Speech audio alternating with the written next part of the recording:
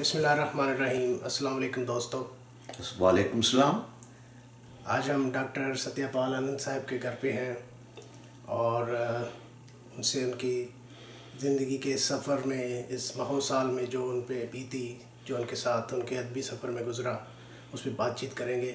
Welcome to the program doctor साहब। मेरे लिए बहुत खुशी का मुकाम है कि मैं आपके सामने मौजूद हूँ और कुछ बातें शायद कारामद हो सकें। आप सवाल पूछिए, मैं जवाब देने के लिए हाजिर हूँ।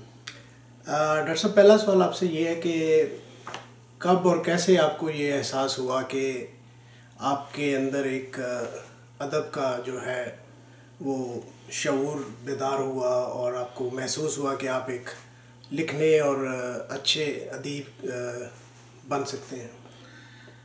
यूँ है भाईजान कि शेर कहना एक बात है, लेकिन ये समझना कि आप शेर कह रहे हैं उसमें क्या कह रहे हैं ये एक और बात है। गज़लों के अशार तो हम सब बहुत लड़कपन से ही मौजू करना शुरू कर देते हैं और शायद मैंने भी ऐसा किया, लेकिन ये एहसास कि मुझे जो करना चाहिए वो मैं नहीं कर रहा, मैं तो उसी पटड़ी पर चल रहा हूँ जिस पर पहले मुझसे हज़ार दूसरे शायर गुजरे हैं। ये एहसास मुझे लगभग तब हुआ जब मैं MA इंग्लिश कर रहा था इंडिया में। पाकिस्तान से मैं उस उम्र में यहाँ आ गया था जो उम्र मैट्रिक पास करने के बाद कॉलेज जाने की होती है, यानी 1947 में।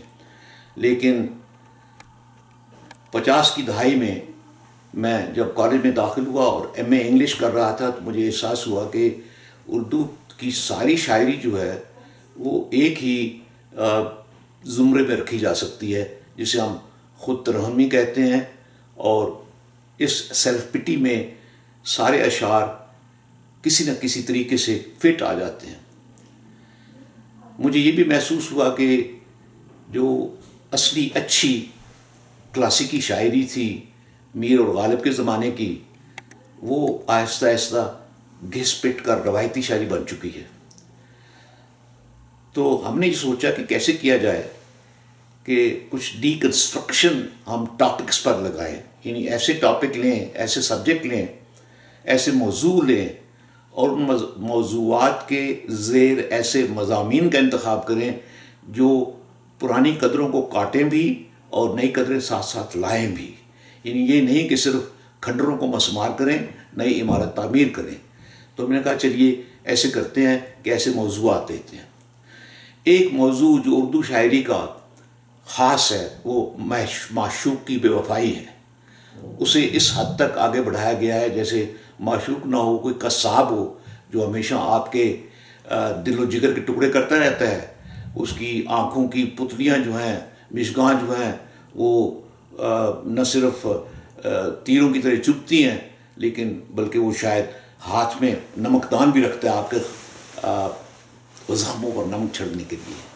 हमने सोचा कि गलत है, कहीं शायरी में ये भी मुमकिन है कि आशिक, माशूक नहीं, आशिक ही कसूरवार हो। तो हमने एक मामूली सी आसान ज़बान में छोटी सी नज़म लिखी और उसमें इमेजरी भी ऐसी की जो दाएं बाएं हमारे आसपास के स्टूडेंट समझ सकते थे। मुझे याद है कि सालाना मुशायरा था और उसमें बुलवाया गया था अच्छे अच्छे लोगों को, और मैं चूँकि सेक्रेटरी था अपनी बज़्म अदब का गवर्नमेंट कॉलेज लुधियाना में, तो मैंने ये नज़म पढ़ी और अजीब इत्तेफाक है कि बड़े बड़े जय्यद शुरा ने भी महसूस किया कि ये अजीब तरह की नज़म है लेकिन ये बहुत अच्छी। नज़म का उन्वान था इरेज़र, अंग्रेज़ी लफ्ज़। इरेज़र उस रबड़ को कहते हैं जो रबड़ पेंसिल के पीछे चिपका हुआ होता है, उससे हम मिटा सकते लिखे हुए को। तो नज़म यूँ शुरू होती थी, उसको पता नहीं था। अब ये लफ्ज़ उस जो है और तुम उर्दू शायरी में हमेशा माशूक के लिए इस्तेमाल होता है। उसको पता नहीं था पेंसिल के पीछे एक रबड़ लगा है, उसको पता नहीं था रबड़ मिटा सकता है। नाम, पते, तारीखें, जगहें, सब रिश्ते, संबंध, ताल्लुक़, उसको पता नहीं था ये भी हो सकता है। ये नहीं जिस पेंसिल से उसका नाम कभी लिख कर सोचा था, अब ये मेरे नाम से मिलकर हरफ़े मुकर्रर बन जाएगा। उस पेंसिल के पीछे चिपके छोटे रबड़ की एक जुम्बश से नाम, पते, तारीखें, जगहें, सब रिश्ते, संबंध, ताल्लुक मिट जाएंगे। कोरा कागज़ जैसा उसके मिलने से पहले था वैसा रह जाएगा। उसको पता नहीं था कितनी भोली थी वो। अब यही आप अंदाज़ा लगा लें कि ये इसमें आशिक मैं बनफ्स नफीस राकम मदहरूफ की शक्ल में सामने आया है, अपनी खुद बीती बयान कर रहा है कि कसूर मेरा था, वो तो बहुत भोली थी। अब आए एक और छोटी सी नज़्म पर, मुझे शायद पूरी याद नहीं रहो लेकिन आपको अंदाज़ा हो जाएगा कि मैंने क्या लिखा है। ये भी नज़्म उस मौजू पर थी जिस मौजू पर बिस्यार बार शोरा ने गुलफशानियाँ की हैं। गालिब का शेर है कि क्या फ़र्ज़ है कि सबको मिले एक सा जवाब, आओ न हम भी सैर करें कोहे तूर की। अब यहाँ लफ्ज़ मूसा नहीं है, कहीं बयान नहीं किया गया, लेकिन ख्याल बिल्कुल उसी तरफ जाता है कि कोहे तूर पर तो हज़रत मूसा ने ये दरख्वास्त की थी अल्लाह से कि मुझे अपना जलवा दिखा।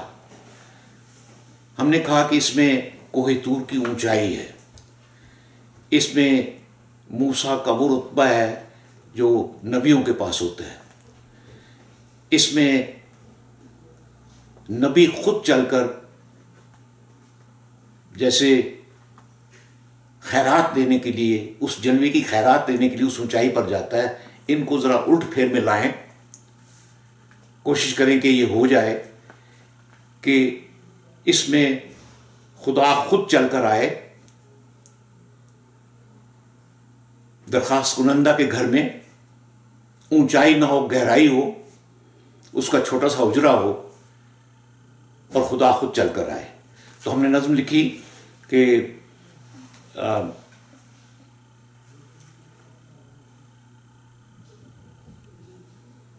मैं जागा बहुत देर तक, मैं भूल गया हूं, लेकिन चलिए कुछ ऐसी थी कि सवालों जवाबों का एक सिलसिला सा। मैं माफ़ी चाहता हूँ, ये काटते हैं, लेकिन नज़्म ये थी कि मैं पिछली रात बहुत देर तक जागता रहा और ऐसे लगता था कि कोई मेरे साथ कमरे में मौजूद है और मैं बाकायदगी के साथ उसके साथ पैसों मुबाहसा में मैं मसरूफ़ हूँ। मैं सवाल पूछ रहा हूँ, वो जवाब दे रहा है, वो सवाल पूछ रहा है, मैं जवाब दे रहा हूँ। तो सुबह होने तक, नवीद सहर के आने तक ये सिलसिला जारी रहा। तो आखिर में ख़त्म होता था कि खुदा जाने कैसे चली आई थी मेरे कमरे की तारीक गहराइयों में चमकती हुई तूर की ऊंची चोटी। खुदा जाने कैसे, तो ऐसे महसूस हुआ कि मैंने इसको डीकंस्ट्रक्ट कर दिया है, उलट फेर में आपके सामने पेश कर दिया है। अब ये ज़रूरी है कि एक और छोटी सी नज़्म आपके सामने पेश की जाए, जिससे आपको अंदाज़ा हो कि मुझे ये कैसे एहसास हुआ कि शायरी में हम एक ही धरे पर चल रहे हैं और हमारे दाएं बाएं बिखरी हुई सच्चाइयाँ जो हैं वो हम सामने नहीं ला रहे। हमारे यहाँ बेघरी का, सहरानवर्दी का, घर से गरीबुल वतनी का एक ऐसा कॉन्सेप्ट है, एक ऐसा तस्वुर है जिसे हमने पसंद भी किया है, चाहा भी है और अच्छा भी समझा है, लेकिन सिर्फ शायरी में उसको बयान करने के लिए वैसे शायद नहीं। वैसे तो शायद सोफे पर टांगें फैला कर बैठा होगा जैसे मैं अब बैठा हुआ हूँ, लेकिन वो बात करेगा सहरानवर्दी की और बात करेगा मजनून और लैला और फरहाद की जो घर से बेघर हो गए। हमने सोचा कि हम भी करें, कि महसूस करें कि सत्यपाल आनंद दो नहीं हैं, एक नहीं है, दो हैं। एक तो वो है जो सोफे पर पांव फैलाकर बैठा है, उसके घर में गाड़ी भी है, वो दुनिया भर की नेमतों से मालामाल है, और एक उसका वो सेल्फ भी है, एक उसकी वो ज़ात भी है जो ज़ात अब मैं आपके सामने पेश करने वाला हूँ। उन्वान है बेघरी। कभी कभी मेरी याद के कैमरे के लेंसों पे जाना पहचाना देखा भाला हुआ व्यक्ति, हिंदी में व्यक्ति शख्स को कहते हैं, कभी कभी मेरी याद के कैमरे के लेंसों पे जाना पहचाना देखा भाला हुआ व्यक्ति वो जुड़वां भाई जिसे कभी मैंने काट कर खुद से दूर फेंका था, लौट आता है एक घड़ी भर के वास्ते ही। बुझी हुई सिगरेटों के टुकड़े फटी हुई जेब से निकलने को झांकते हैं। कटी फटी मैली जीन्स घुटनों से घिस चुकी है। कभी स्नीकर भी ताज़ा दम थे, मगर बहुत साल मौसमों से झगड़ झगड़ कर ज़मीन पे सर्दी से या हुई बर्फ से उलझकर ये उधड़े उधड़े दिखाई देते हैं। पाँव खिदरों से झांकते हैं। उसके चेहरे का तस्वर है, बढ़ी हुई शेव, छिद्रे बालों की एक खेती, सफ़ेद लगने की धुन में कुछ कुछ सफल हुई है। सफल कामयाब को कहते हैं।